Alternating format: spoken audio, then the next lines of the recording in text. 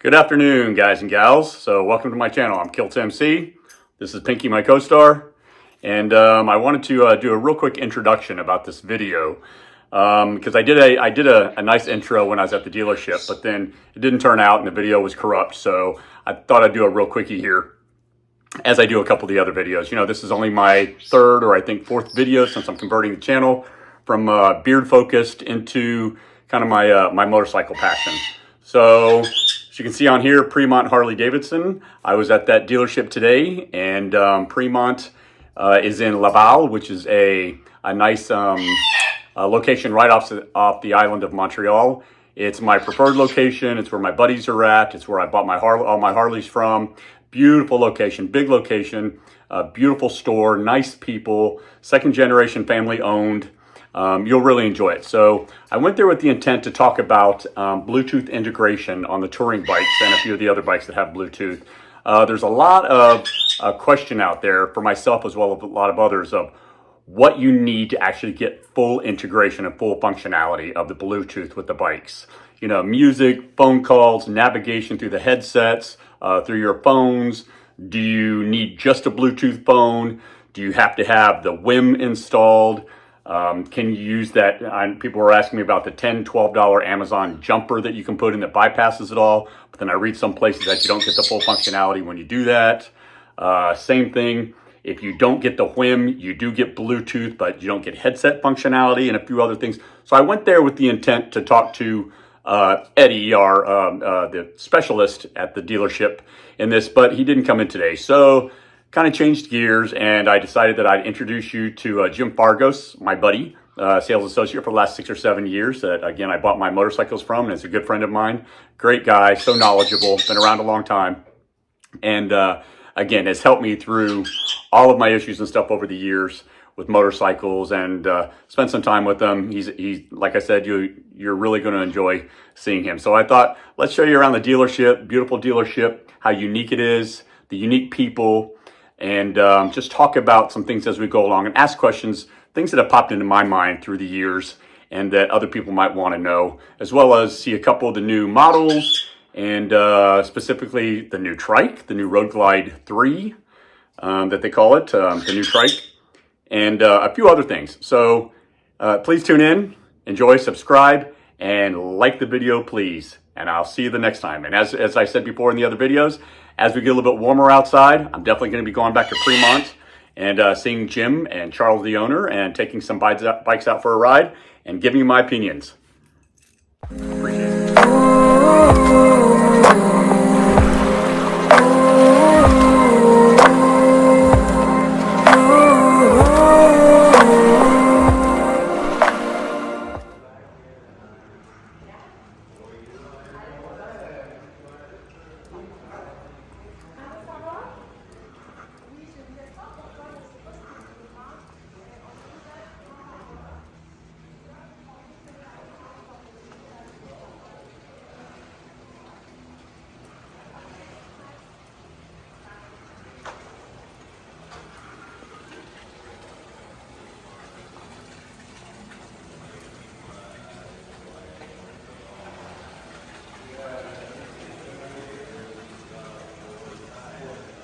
Personne qui l'a acheté, c'est le chaud.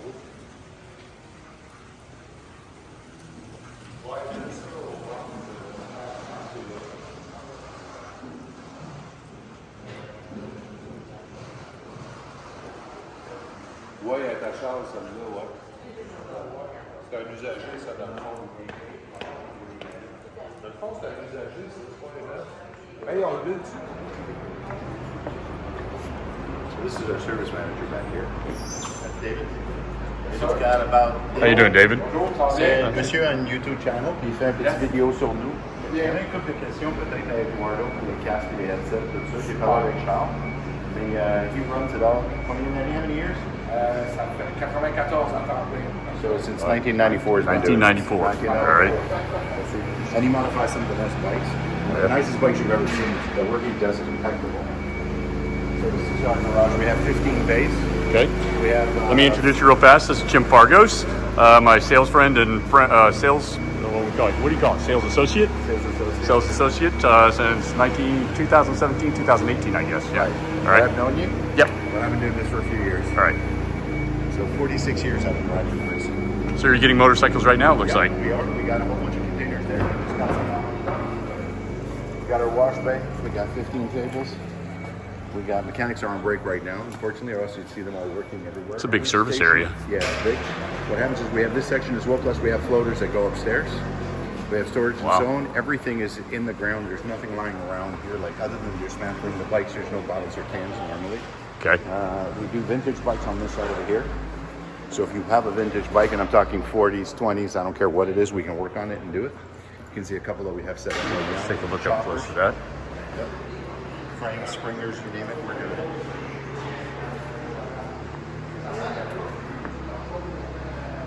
Wow, pretty nice. Take a look at this guy. And what is that? Knuckle. It's a knucklehead? Yeah, let's take a look on the other side. You can see all right.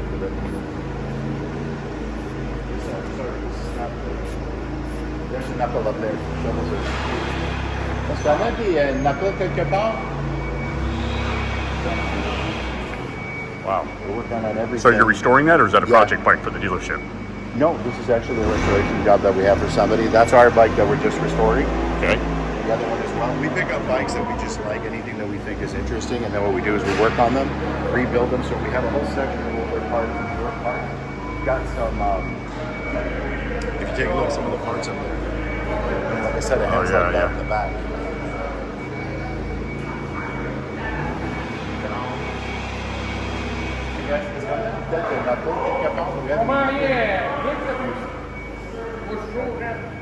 Est-ce qu'on a des têtes de knuckle quelque part? Knucklehead? Est-ce qu'on a des têtes? Monsieur a fait une vidéo, il est sur YouTube, puis il voulait juste voir comment ça paraît. S'il y en a quelque chose, mais c'est pas grave. Si jamais j'ai pensé, je voulais le manquer. Anyways, I'll take. Pardon? So, okay. Here, come take a look. This guy's setting knuckleheads here. Come on this side of it.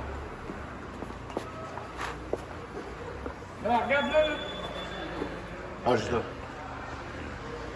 Right there, he's got a whole setup. Just those two pieces are like $5,000. Wow. Now that the 117 is in the STs, are they going to up the CVOs to the 131s? Is the big question. No, I think it's going to go to a 120. That's what we're expecting. May not be, maybe. And then after that, I think what they want to do is they're keeping the engine separate, so it's actually an add-on to people, because not everybody needs that kind of speed. Right. And 131 would basically bring up the bike to a certain level I don't think that they want to get to. So what they're doing is bikes are already high, and a lot of people aren't ready to spend $10,000, $12,000, $15,000 on a motorcycle to add on. Now, what happens to the existing CVOs? Have you heard from some CVO owners that now the ST, as the 117, it's no longer that exclusive? It doesn't. It's not that it's the engine isn't the exclusive part. The engine was okay. It's the extras that actually go on it, the finishing, the extravagance. The paint jobs, the $5,000 paint jobs. Exactly, custom numbered bikes and so on. Right. So a person that has that has a motorcycle. A person that has one of those is basically buying the Cadillac. It's the AMG of Harley Davidson. If you're looking at Mercedes, you're comparing. It's all the screaming eagle accessories, everything that you can put on the bike, basically. Right. And then, we have guys that come in here, they pay $70,000 for a bike, with the taxes and everything else, and then they add an extra 20. And it's ridiculous, but they do. They find stuff to put on it. Everybody goes nuts. We have more engine jobs. Even CVOs? Do people accessorize the CVOs? Are you kidding me? Absolutely. Absolutely. Well, I guess when you have that type of money, you still want to make it yours. Right, and that's it. Everybody wants to have that bike come out of here as if it's their own. Blackout kits, you name it, we got it. If you see the kind of work we do here, it's amazing. And people think that, that old thing about Harley's breaking down, that's a load of crap. We do 80% up. Basically, it's just upkeep or modifications. It's only 20% repairs. So our garage isn't loaded because we have breakdowns. Our garage is loaded because everybody's just fixing up their bikes. Yeah. Some of the bikes that we have in the front, I'll show you a couple that we did. They're spectacular. So you take a 107 and you soup it up, and I'll show you what it looks like afterwards. You'll be kind of really surprised at what one is to the other. Let's go upstairs. I'll show you what's going on.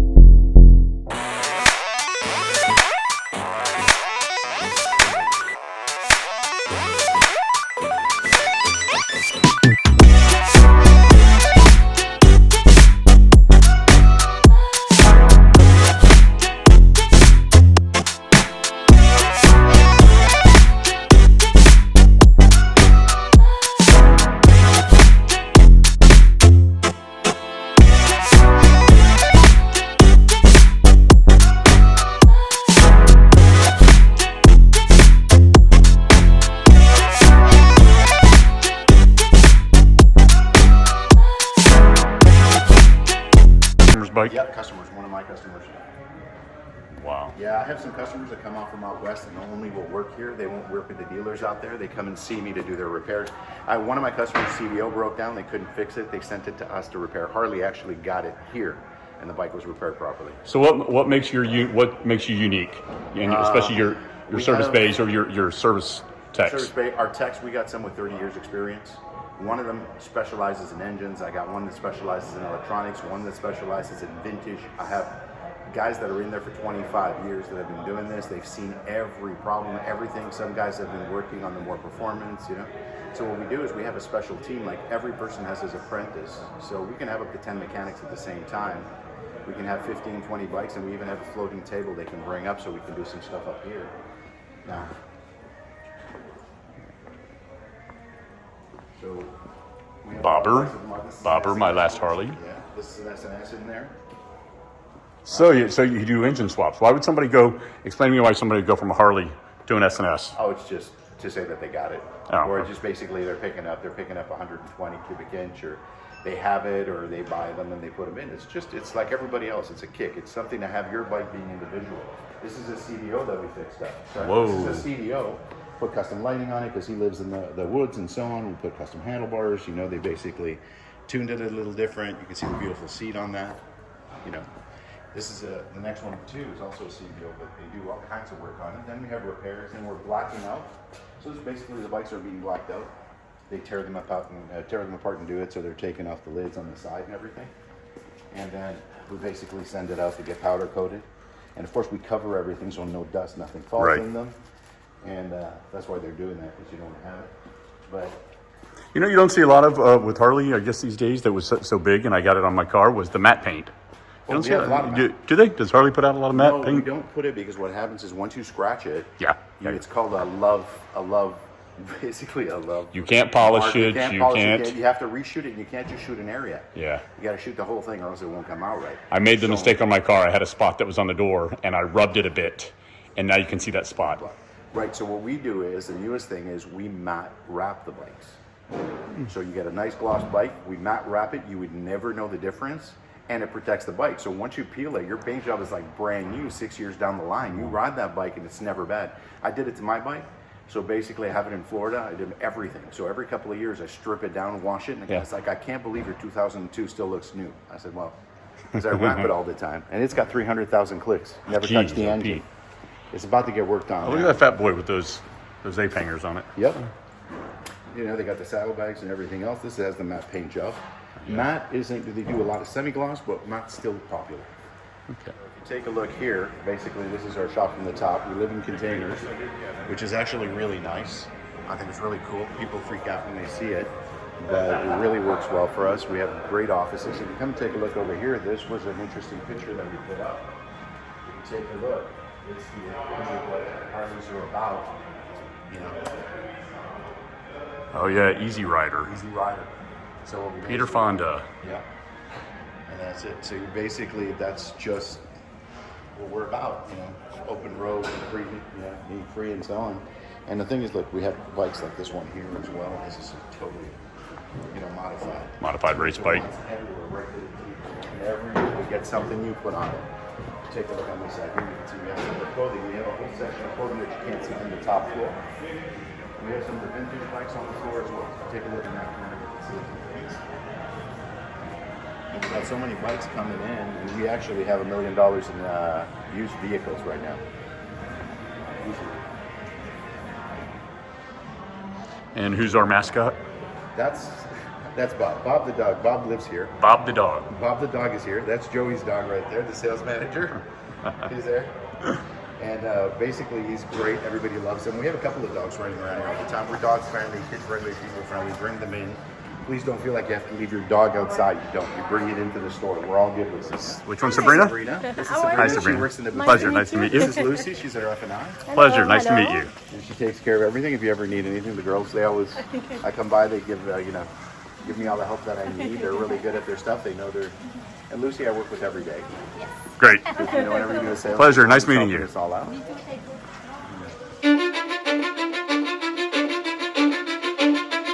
Cause I don't give a fuck what you say. Yeah, I'ma do shit my way. So you can go kick rocks, I'ma stack bricks up, build what I want to make. Yo, I got a lot of shit to say, so I'ma do this every day. I'll be writing things until I'm fucking buried in my grave. 6 feet deep under, but my body won't decay, cause my messages are timeless, so they'll put them on display. Oh yeah, I rap with a certainty, I have a sense of urgency, a message for eternity, for everyone internally. I had some people burning me, but now they fucking learn to see I ain't the one to fuck with, now they looking nervously. And I don't really care what you think of me, respectfully. You can kick rocks if you think you're fucking better, see I will outwork you, turn you to an enemy, hurt you so bad that you're gonna need some therapy. I got the motherfucking recipe, I've been cooking up hits, I'ma leave a legacy. You'll be looking small when you're standing right next to me. I'm 5'10", bitch, but I'm 10 feet. Cause I don't give a fuck what you say, yeah, I'ma do shit my way. So you can go kick rocks, I'ma stack bricks up, build what I want to make. Cause I don't give a fuck what you say, yeah, I'ma do shit my way. So you can go kick rocks, I'ma stack bricks up, build what I want to make. Yeah, I'ma do it my way.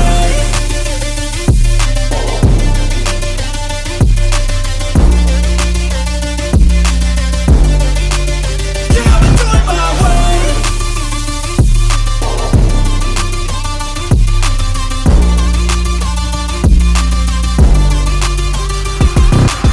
I can't contain it, I'm coming out. 2023, how are they doing? We're at 22. They have their market. We still have a couple left, but I think there's a new division opening that the Harley's going to put these into, so it's going to be changed over. So while we're on this subject, you know, everybody's been talking about on YouTube and everywhere else, with the comment by the CEO of Harley about in the future Harleys will be going all electric. So what's the idea about that, and I think your opinion? I think electric maybe in 30 years. Okay. I don't think we'll see it in our time. I'll be gone, way gone. Until oil has dried up. Correct. And the thing is, you know, what people don't realize is batteries suck up a lot of oil. And they actually use more gas, you know, it's more in fuel than what to build these things is the equivalent of actually running the car on fuel. So the thing is, they're not quite at the right point. I used to be in the high-tech industry, and a lot of people don't realize that we come from other grounds. I actually specialize in high-tech electronics.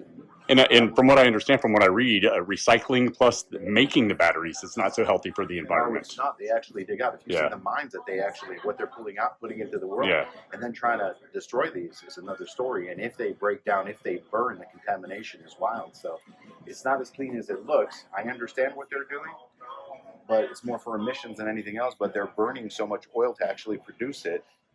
I don't know how effective it is. That's my opinion. I want to ask about is the RDRS option, what it is, and why it's an option for Canada. How's that different from the U.S. or the rest of the world? Well, I don't know exactly what's going on in the States, but I know in Canada I haven't received a bike without the RDRS. If you go into a bike that's got a 114 plus, it all comes with it. And what they do is actually they've got the anti-slip for the rain and so on, and then actually if you're going up a hill, it'll hold the bike down.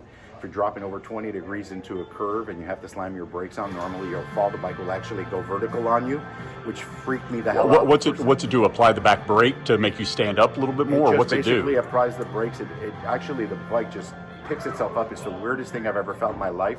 It was like I was doing it on purpose. Is it intrusive? Can you override it? Is it No, you can't override it, but trust me, when you're at that point, you want it to pick you're in you panic. because you're basically down here. Yeah. You know, you're not up here, or you're not in this You're not position. thinking at that point. You're about to go down. Right. And the other thing that they have is they have the new intelligent ABS on all the bikes, the newer generation.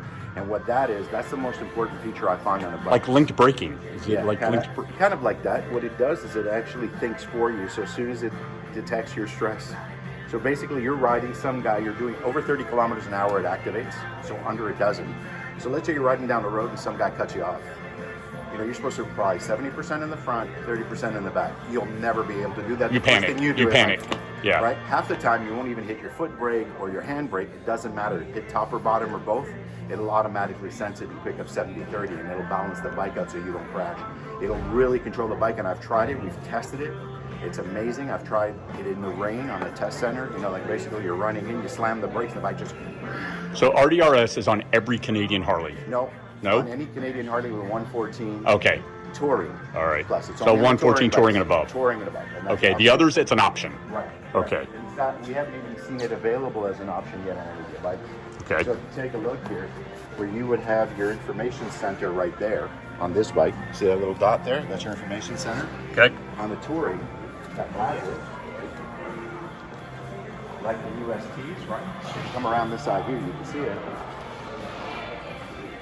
See, it says traction control here. When it says a traction control, you know you have RDRS on the button. Okay. And that's how you'll figure it out. But if you take a look at the 107, you'll see how that button is, there's nothing there. Okay. And your info section is right on the top here. So if you take a look here, this is where your information would be. So if you press this, you'll get your info. Okay. You got Siri on these. You can talk to the bikes and basically communicate with them. If you have a WIM package, there is a bypass that you can get, basically to avoid the WIM. The WIM kind of puts a communication system all together, but the bypass will actually let you go around it without having to spend $700, $800, $900 on one of those. Before and after. All right. So this is a bike that's a stock bike. It's actually beautiful. The Road Glides are one of the best riding bikes. The reason is they hold steady. You get less wind. You got a lot. It holds better. You get less wobble in the corners at high speeds and so on. And if you take a look at the bike, it's a beautiful bike stock. You know, it's like gorgeous. But then people come in and they buy these things and they do this to it. So if you follow me over here, now this is the same motorcycle, right? Just done up. So we put carbon fiber wheels on it with carbon fiber front end, blacked out the front of the bike, right? Put in a 2-into-1, intakes, carbon fiber rear, fold-in shocks, heavy-duty sound system. This is the exact same bike. Exact same bike, 107. Now this has been turned into a 128, so we stage forward it. So instead of having a 131, you get a 128. This is a 128 plus the T-bars, fold-in shocks, fold-in front shocks. Carbon on the back lightly, that's what we pick up. Some of the custom pedals, those are some Quick makes some stunning stuff. It's a new brand that came out. They're actually beautiful, beautiful equipment. That the dealership carries, or We're Harley? Carrying it. We Okay. have Harley, but we do carry the, you know, people want individuality. So sometimes we bring in some of the beautiful stuff and we know our qualities and they're beautiful. I mean, this is Vidi's out of Italy. That's a Vidi kit on there. This is a Quick, and then we have a Kraus on the top, but Quick has a new top end. It's just beautiful. This is also another modified bike. So you're buying a bike at $40,000 and you're throwing another $40,000 on it. Carbon fiber fronts, backs, mags, wheels, 2-into-1s. Love that red carbon fiber. It's beautiful. Never seen that before. Yeah, even the windshield is new. It's supposed to be a red, kind of more fluid, like a orangey pink, I guess. But Now you've done this to sell, right? Yeah, You just that's went. all. You just They put sell it upon it your fast. own discretion. Somebody said, "Let's do this, let's do this, and let's do this," and usually what happens is we put these out as soon as the season starts. They'll be sold in a couple of weeks. I have another one that's sold in hours. I can show you one down there. Ton of money. so here we are, the new 2023. Road Glide 3. Okay. So it's a three-wheeler essentially, but this bike is spectacular. What they've done is they've put a freewheeler, they put the front end of a Road Glide on a freewheeler, but they've also added some stuff like the beautiful turbines on it. These mags, what they do is they actually act like a propeller. They'll push air out and the air will go around it so you don't get bounced around from side winds. The bike is beautiful. The new mags are gorgeous on it. The bike has a stunning profile. You've got the full GPS Bluetooth system on it. You've got basically the RDRS as well, traction control, the whole business. This bike is just a little sporty feel to it. It's more compact than the regular touring. It is much more sporty It looking. is more sporty. What it does is there's a lot of people that want a three-wheeler, a lot of people that are in their 40s, 30s, and they're just kind of like, oh, I think I'm too young to be riding one of those. But when this came out, all of a sudden it opened up that market for them. Some people don't have the time to take the full license. Some people don't feel as comfortable as they do. That was my question that I think I was going to, I told you about earlier, was the discussion with me and a couple of friends and some people online about who is the market and who is the demographic for a trike. And is it truly the older guy like us that once you get to a certain point you don't feel comfortable with balance or whatever it may, reaction time, do you move to a trike? Is that what it is? No, actually not. What it is the people that are driving the Can-Ams and don't want to take a full license, they come in here and they buy this. So you keep them from 30 years old right to 70, they come in and they get them. And the women, it's a great market for women as well, and not because of they can't ride a regular bike, just they have more space, it's easier to tour with, they feel a little bit more confident on the road and so on. But I have women driving the full tourings, they're driving the full STs, the Road Glide street glides, and they're amazing. But this bike here just has that look, a nymph about it, and you can get this in a blacked out version, which is really nice. So it comes from the factory blacked out or chrome. So you have one option or the other. So basically, look, the colors are really, really nice this year. This bike is performing. I ride one of these and it's amazing. You know, people have told me, oh, listen. You ride the new Road Glide one or the 3, I guess? I'm really anxious to try it. I've driven the regular three-wheeler. People are like, oh, listen, the corner. I've taken it around a corner that I shouldn't be taking over 40 at 90, and the bike doesn't do anything. It holds still. Now, what are the differences between the new 3 versus the old trike? What it is essentially, Other than fairing. It's just a fairing. Just the fairing. Just a fairing, and they've added the RDRS. The other models didn't have it. This does. The turbine wheels, it's more sporty. That whole look is sporty. Actually, I love these headlights because it gives you better visibility on the road. You can see more, and you're seeing more as well. Again, it's the age-old shark nose versus bat wing. Well, the difference between the bat wing and the shark nose, and if I just put it to you very simply, is this. A bat wing is fixed to the frame, so you have 70 pounds. One of those fairings is 70 pounds heavier, and it sits on your front handlebars. So let's say you get a gust of wind or a truck passing by, and it hits your fairing. Your hands are going to move with it, so you've got a bit of a wobble, which can destabilize you. On this one here, if it hits it, all it does doesn't really push it. It might push the bike around, but it doesn't do anything, and it does push it down at the same time, so you have better stability. It's better in the corners. If you're going at a higher speed, it'll hold, and it won't basically. These bikes, because of all the fairing, all the equipment that they have on them, they will create a wobble if you double the speed into a corner. This one here will do it less. It actually tends to be more solid because it's fairing. It's almost like a race bike where it's fixed to the frame. Okay. So your fairings are there, and it rides spectacular. Plus, if you're a little taller, this is a better fit. What about the issue at night, where the headlights don't follow you as you turn? These are pretty wide, and honestly, what we do is I have headlights. I have my flashers, by the way, on my bike. These are actually lights. They illuminate the side of the road. So you've actually got lights that are built into your flashers. And with these two, they'll open up the road light. Okay. You know, it doesn't matter. This one here will turn, but I've done basically the same thing. And what I have is 180 degrees where I can see. So when you're rolling, this doesn't matter because you still have 180 degrees. And when you're turning, you know, people have a misconception. They think you turn a bike like this. You never will. You're just you're basically moving it with a few inches. You know, and that's it. So it's not, you're not losing anything. The visibility is great. These headlights are amazing.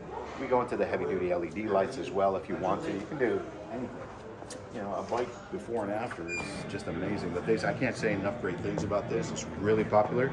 Believe it or not, we sold it before it even hit the floor. Really? Yeah. So take a look. Here we go, the anniversary edition, I guess. Right, this is the anniversary with the custom paint. Yep. So what happens is this just came out. It's not prepared yet. So that's why it's got the papers and stuff on it. We did price it, though, for people to come in. This has the accessories. The CVO is always a CVO. And the CVO comes with every luxury you can get. Heated grips, chromed out, everything. There's nothing that this is a bling bike. It's got every last option that you can get right out of the factory. This is for the guy who wants to have the best of the best. Serial numbered, individually made. These bikes are just crazy nice. And if you take a look right over here, and if you take it right over here, take a look at this. It actually tells you which bike this is. So this one here is number 159. Right. 159 out of 1,500. In the world. Wow. North America. So basically, you know, when you have a bike that's rare, that custom paint job, and this is not black, by the way. It's a black clear on top of the red. So what happens is when you hit this and you hit a light on it, this totally changes. It just lights up. It's amazing. It's pretty bright. Yeah. Again, CVO paint jobs are always CVO next to paint is none. all nice. But they have all the options. They come with custom keys. They come in with, you know, basically you can lock and unlock your doors. This is the base. You got your bags, your cover for the bike. The headsets are Bluetooth. You've got everything on this bike. You know, people who want this. They're not looking for anything else. I know they pay the money, but if you calculate what it costs to mount up a bike like this, CVO buyers, do they come in as a CVO buyer, or they look at them and then step up? CVO guys come in to buy a CVO. Okay. CVO guys know what they want. Once you've had a CVO, probably it's difficult to go down to a special or a standard. You know what they'll do? They will buy another one if they want to, more sporty, but they always keep the big bike. This is not a bike that they'll flip out. They keep. I have one of my customers who's got a CVO, and he's like, "You got anything nicer than my bike?" No, nothing here on the floor that I can compare to my bike. And he walks away. And he laughs. He says, "But as soon as you get a new CVO, call me because I'm running in to buy it." And that's what the joke is. He was here this morning looking. You know, he always comes in because he wants to see if there's one nicer than what he has. And that's the most important thing about a Harley is they ride great. They're balanced. They don't break down. That's a myth. I wish I could sit down with you and tell you about all the garbage I've heard over the years. We'll do another video of that because that's a constant conversation and comments on YouTube about how unreliable they are. And now I've been riding since I'm a kid. So basically, I started when I was 12. Yep. So it's been 46 years. It gives off my age, but basically, I ride these things and they're great. Yeah, I've had pieces fall off on my bike in the 70s and in the 80s, but the difference between 70s and 80s versus the 2000s and the new millennium is not. Yeah. These things are powerhouses. They're spectacular. They run well. They run a lot cooler. They're so smooth. They're agile. They're balanced. The balance is just another thing to ride. It's unbelievable. Well, The I braking system. read something the other day, and I never really realized it. I'm not sure if my old Street Bob had it. The rear cylinder cutoff, which is kind of a mechanism, I guess, to help with overheating, Right. and it pushes air towards the front cylinder. Is that what it is? Something? Yeah, but once they got into the radiators, they don't need it anymore. So Okay. you actually have a radiator in the front of the bike, so it actually liquid cools. So it'll do kind of the similar thing all the time. Plus, I always use a synthetic oil because it'll bring it down 30 degrees, Okay. and I tend to like that. But these bikes don't. But do all the bikes have the rear cylinder cutoff? No, they No. don't. No, and what happens is now they've actually run the water through them, so they actually run around the head, so it cools it. There's a coolant that runs around the heads and stuff. So, it does it. is it liquid cooled? Yes, ish? It's ish. Ish. Ish. It's the oil that's cool. You don't want to tell the Harley guys it's a liquid cooled bike. It's cooled-ish. These have a radiator. Okay.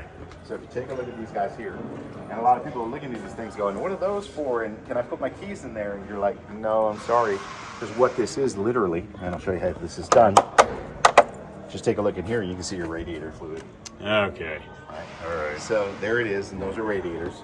On the big tourings, they do So if you're on a big tour, you're on, especially a CVO, they're liquid cooled. Any of the limited, they all are liquid cooled. They're all real liquid cooled. It's really fun. Oh no, panic. Yeah, panic what?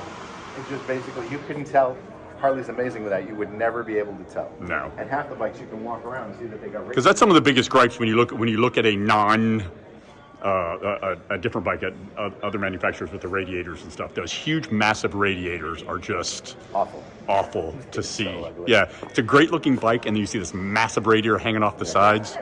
I think Yeah. Harley really cleans it up. They did a really great job. The bike is running cooler. It's still a Harley, though. It still runs like a Harley. It's beautiful.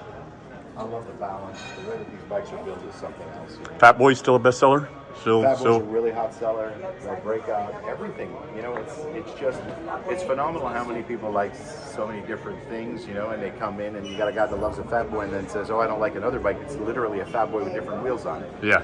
But it's like I said, a Harley is when you get into your garage, you're supposed to look at it and go, "Wow, that's my bike."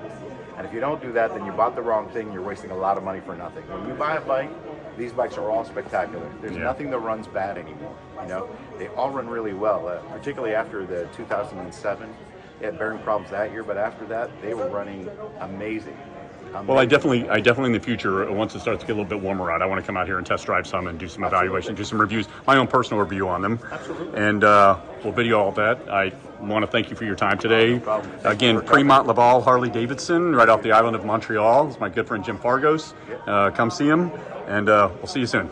Thank you.